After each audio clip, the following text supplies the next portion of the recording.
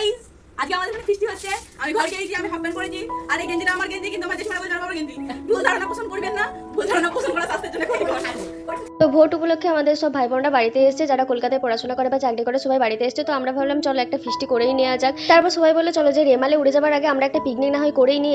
এদিকে হাঁড়িপোঙায় আমার বোন জাল দিচ্ছে, আর এদিকে আমি ওই কানা পোকা আলু টুকটুক করে হাঁড়ির মধ্যে ফেলিয়ে দিচ্ছি। এবারে চালটাও হরাস করে ঢেলে দেবো। ঢেলে দেওয়ার আগে আমি বোনকে বললাম যে ভালো করে পোঙায় জালটাতে যাতে জলটা গরম হয়ে যায়, তা না হলে কিন্তু ভাত হতে অনেক দেরি হবে। যা চালের ছিঁড়ি, ভাত হতে হতে এখন 2 ঘন্টা। এদিকে কারেন্ট নেই, কি আর বলবো। বোন হচ্ছে ফ্ল্যাশ লাইট জেলে আমার ভিডিও বানিয়ে দিচ্ছে, তাও ভিডিও বানাতেই হবে, ভিডিওটা মাস্ট। এই যে চালগুলো আমি হরহর করে জলের মধ্যে ঢেলে দিচ্ছি, হরহর করেই জাল ঢালতে হবে, তা নাহলে এতগুলো চাল যদি ওই দুটি দুটি করে ঢালতে যাবে সারা সন্ধ্যাটা কেটে যাবে। ভাত হতে হতেই শেষ। তারপরে চেটে পুটে যত চাল ছিল সব আমি হাঁড়ির মধ্যে ঢেলে দিয়েছি। তারপরে শুরু করেছি আলু কাটতে। আলু তো কাটতে হবে, কারণ মাংসের ঝোলে আলু দিতে হবে। আলু গাইস বিরাট প্রিয়, আলু খেয়ে খেয়ে এরকম আলুর মতো গোদা শরীরটা হয়েছে। তো যাই হোক, আলু তো কাটতেই হবে। আলু কাটছে, আলুর খোলা ছাড়াতে ছাড়াতে আমার 10 দিন মানে 10 মাস আর কি। তারপর আলু কেটে এবার ভাবছি যে কোন দিকে কাটবো, এই দিকে কাটবো না সোজা দিকে কাটবো। অবশেষে বোন বলে যে মাঝে মাঝে ফেড়ে দিয়েছি আলু। তারপরে গাইস আমরা চলে এসেছি চা খেতে। চা কি খাবো, কি আর বলবো, কারেন্ট ফারেন্ট নাই। এমার্জেন্সি জেলে 2 কাপে চা নিয়েছি, ভাঙা বিস্কুট দিয়েছি, আবার 2টো করে ভাঙা বিস্কুট নিয়েছি, দিয়ে ভাঙা বিস্কুট নিয়ে চা খাচ্ছি। আমি ছোট বাহুবলী গাইস, বাড়ি থেকে পাখা আর এক্সটেনশন কর্ড তুলে নিয়ে চলেছি। যা গরম, ঘুরঘুর করে পাখা চলছে, সবাই হু করে হাত হচ্ছে। কি করবো গাইস, এই যে মিষ্টি বেরোলো ব্যাগ থেকে, দাদা এনে দিয়েছে আদা রসুন পেঁয়াজ রসুন লঙ্কা, এই দিল জেঠিমা জামবাটি, আসল জিনিস মাংস উড়িয়ে বাস কালো চিকচিকে ফ্রি। আর কি, ওইদিকে ব্যাগ থেকে রক্ত পড়ছে গাইস একটু একটু করে, ওটা কিন্তু মুরগির রক্ত, আমরা কাউকে খুনটুন করি। আই দেখো, এই কি হয়, চিকেন মশলা তেল, ওটা কিন্তু তেল গাইস, আমাদের অল্প বাজেট তাই ছোট তেল, তেলের অনেক দাম, রক্তে মাখামাখি। এই যে টুম্পা দিয়ে কাটছে আলু রসুন পেঁয়াজ লঙ্কা, না আলুটা কাটা হয়ে গেছে প্রথমে, এবার রসুন পেঁয়াজ লঙ্কা রান্না। আমি জানি কি সুন্দর নকপালিশ পড়েছে গাইস টুম্পা দি। তবে আর কি বলবো, দাদাকে বলেছে 250 পেঁয়াজ আছে, দাদা এনেছে মাত্র 3টি পেঁয়াজ। 3টি পেঁয়াজে কি আর 1.5 কেজি মাংস রান্না হয়? অবশেষে কি আর করবো, বস্তা থেকে পেঁয়াজ খুঁজে খুঁজে বের করে পেঁয়াজ এনেছে। আমি তো চিৎকার করে বলছি জেঠিমা জেঠিমা দেখো গো, দাদা মাত্র 3টি পেঁয়াজ এনেছে। বলছে তার মানে তো দাদা বড় বড় পেঁয়াজ এনেছে। তারপর জেঠিমাকে সাইজটা দেখালাম, জেঠিমা বললো হাই রে, এই ছোট ছোট 3টে করে পেঁয়াজ এনেছে, কত পেঁয়াজ এনেছে রে ছেলেটা, কি রে বাজার করতে যে মনে সব ভুলে গেছে। যাই হোক, পেঁয়াজের খোসা আর আমি ছাড়াতে পারছি, যা হোক করে পেঁয়াজের জামার একটা পুরো খোল তুলে দিয়েছি। পেঁয়াজটা তো কাটতে হবে আমাকে, পেঁয়াজ কাটার যে সে কি ঝামেলা, কি বলবো, কেঁদে কেটে একসাথে নাক দিকে চোখ দিকে মুখ দিকে সব দিকে জল বেরিয়ে গেল, কি আর বলবো।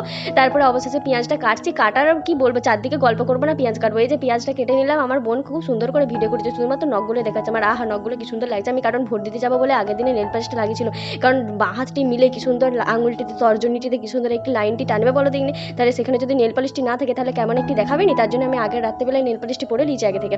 তারপর পেঁয়াজ কাটছে, আবার একটা কাটতে শুরু করেছে, ওই 2টি বা 3টি তো পেঁয়াজ, আর কতক্ষণ লাগবে কাটতে। কিন্তু ওই পেঁয়াজের খোলা আমি আর ছাড়াতে পারছি না, সে যা করে টেনে টুনে যা করে, সে জামা ছাড়বে নি, কিন্তু আমি তার জামা খুলেই ছাড়বো। তারপরে যা করে কেটেছি, এরপরে ছাড়াচ্ছি আদা।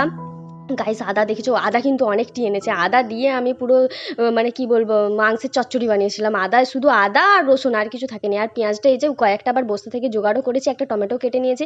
আদার খোসা ছাড়াতে ছাড়াতেই আমার রাত দিন শেষ। মানে আমি যে এত ঢিলে সেটা তো দেখতেই পাওয়া যাচ্ছে, আমি হাঁটতেও ঢিলে, কাজ করতেও ঢিলে, সবে দিয়ে ঢিলে। তারপরে আমরা ভাতের ফ্যান ট্যান গোড়াতে না পেরে মঞ্চে ডেকে নিয়েছি জেঠিমাকে ভাতের ফ্যান গোড়ানোর জন্য।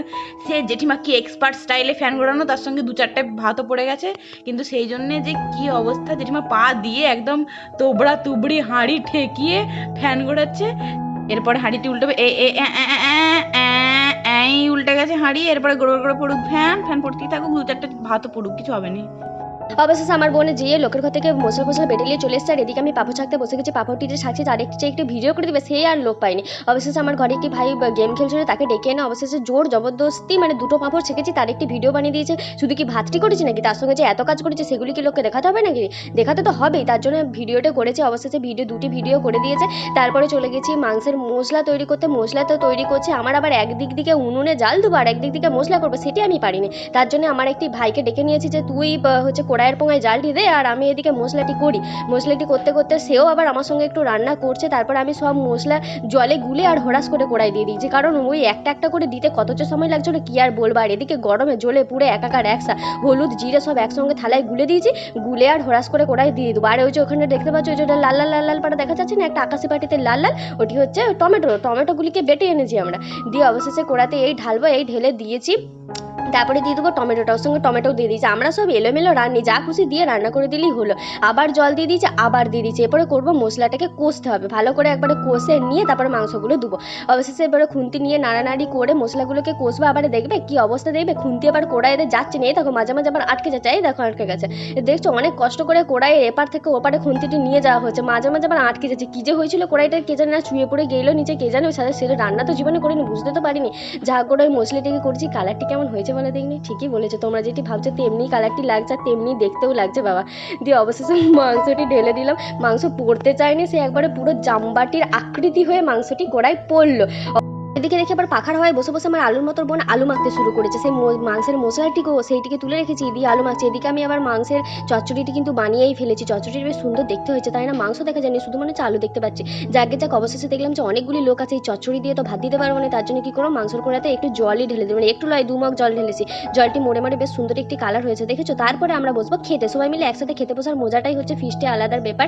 তো সবাই মিলে খেতে বসে একজনের তস হয়নি, দেখেছো? আমরা কেউ খাইনি, সে কিন্তু আয় দেখো লঙ্কা টিলে বসেছে, দেখো তো ওইটি আমার দাদা 3টি পেঁয়াজ কিনে এনেছিল। যাই হোক অবশেষে এই যে সবাই মিলে খেতে বসেছি, খাচ্ছি। খেতে খেতে কত গল্প কত আড্ডা করলাম, এটাই হচ্ছে আসল। তারপরে এই যে দই পাঁপড় মিষ্টি সবই যে এনেছে, সেগুলো তো তোমাদেরকে দেখাতে হবে, নাহলে তোমরা জানবে কি করে শুধু ভাবে মাংস আলু ভাতে ভাত খেয়েছি। তারপরে লাস্টে হজম হওয়ার জন্য একটা 7 আপও এনে নিয়েছিলাম, 7 আপও খেয়ে নিলাম অবশেষে। তারপর এই দেখো আমাদের দলবল অবশেষে আমরা খাওয়া দাওয়া করছি। পিকনিক মানে ঝড়ের আগে একটা পিকনিক করে নিলাম, ও কবে যে মরে যাবো তার তো কোনো ঠিক নেই। চলো আজকের ভিডিওটা এখানে অবধি, দেখা হচ্ছে পরের একটা ভিডিওতে, বাই।